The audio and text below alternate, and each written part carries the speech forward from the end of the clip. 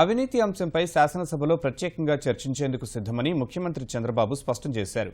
ప్రతిపక్ష వైకాపా ముందుకు రావాలని సవాల్ విసిరారు. బడ్జెట్పై చర్చ సందర్భంగా అధికార విపక్ష సభ్యులు పరస్పరం విమర్శలు గుప్పించుకున్నారు. విద్యుత్ ప్రాజెక్టుల్లో అవినీతి జరుగుతోందని జగన్ ఆరోపించారు. ప్రతిపక్ష నేత వ్యాఖ్యలపై అధికార పక్షం తీవ్రస్థాయిలో విరుచుకుపడింది. చర్చకు సిద్ధమని చంద్రబాబు తేల్చి చెప్పారు. బడ్జెట్పై చర్చలో భాగంగా ప్రతిపక్ష సభ్యుడు బుగ్గన రాజేంద్రనాథ్ రెడ్డి ప్రస్తావించిన విద్యుత్ అంశం తెలుగుదేశం వైకాపా నేతల మధ్య పరస్పరం అవినీతి ఆరోపణలకు దారితీసింది. విద్యుత్ ప్రాజెక్టుల్లో ప్రభుత్వం దేశంలో ఎక్కడా లేని విధంగా విపరీతమైన ఖర్చు చేసిందని జగన్ తెలిపారు. ఒక్కో మెగావాట్కు 2 కోట్లు అదనంగా చెల్లించి ప్రజలపై భారం మోపారని మండిపడ్డారు. ప్రభుత్వంలోని కొందరికి ముడుపులు అందాయని జగన్ ఆరోపించారు. ప్రతిపక్ష నేత ఆరోపణలపై మంత్రి అచ్చెన్నాయుడు తీవ్రంగా స్పందించారు. వైఎస్ హయాంలో తండ్రి అధికారాన్ని అడ్డం పెట్టుకుని జగన్ లక్షల కోట్లు ఆర్జించారని అన్నారు. ఈ సమయంలో జగన్, అచ్చెన్నాయుడు పరస్పరం విమర్శలకు దిగారు.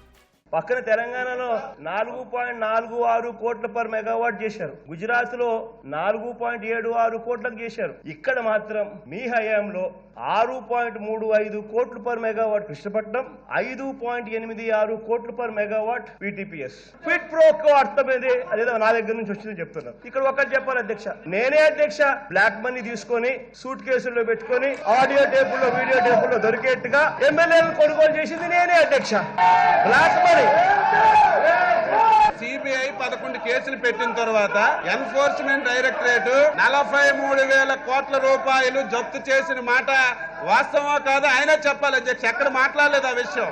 2004లో రాజశేఖర రెడ్డి గారు పోటీ చేసినప్పటికీ వారి యొక్క పరిస్థితి ఏంటి, 5 సంవత్సరాల్లోనే ఈ ఆస్తులను ఎలాగొచ్చాయంటే దానికి సమాధానం లేదు అధ్యక్ష.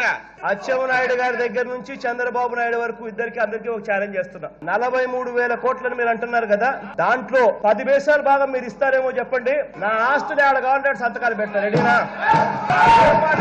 రాజశేఖర రెడ్డి గారు చనిపోయిన తర్వాత జగన్మోహన్ రెడ్డి అనే వ్యక్తి ఎప్పుడైతే కాంగ్రెస్ పార్టీ వదిలిపెట్టి వెళ్ళాడో అప్పుడు నా మీద కేసులు పెట్టింది ఎవరు అధ్యక్ష? కాంగ్రెస్ పార్టీ వాళ్ళు, చంద్రబాబు నాయుడు గారికి సంబంధించిన తెలుగుదేశం పార్టీ వాళ్ళు. మీ నాన్నగారు పరిపాలన ఎంతమంది ఐఏఎస్ అధికారులు జైలుకి ఎందుకు వెళ్లారు దాని మీద ఒకటి చెప్పాలి. క్విట్ ప్రోకో జరిగిందని చెప్పి నేను చెప్పడం అధ్యక్ష, నేను కాదు చెప్పింది. ఇది సిబిఐ చేయడం వల్ల అందరూ జైలుకి వెళ్లారు. వ్యాపారాలు చక్కగా చేసుకుంటే జైలుకి ఎందుకు వెళ్లారు అది కూడా చెప్తే బాగుంటుంది అధ్యక్ష. అదేంటి తెలుగుదేశం కాంగ్రెస్ అట, తెలుగుదేశం కాంగ్రెస్ తో కలవలసినటువంటి అవసరం లేదు అధ్యక్ష. జగన్మోహన్ రెడ్డి గారు 17 మాసాలు జైల్లో ఉన్న తర్వాత బెయిల్ వచ్చిందంటే సోనియా గాంధీ దగ్గరికి వెళ్ళి మీరు పాదాభివందనం చేయకపోతే మీకు బెయిల్ వస్తుందని అడగండి. అదొకసారి చెప్పండి దాని గురించి.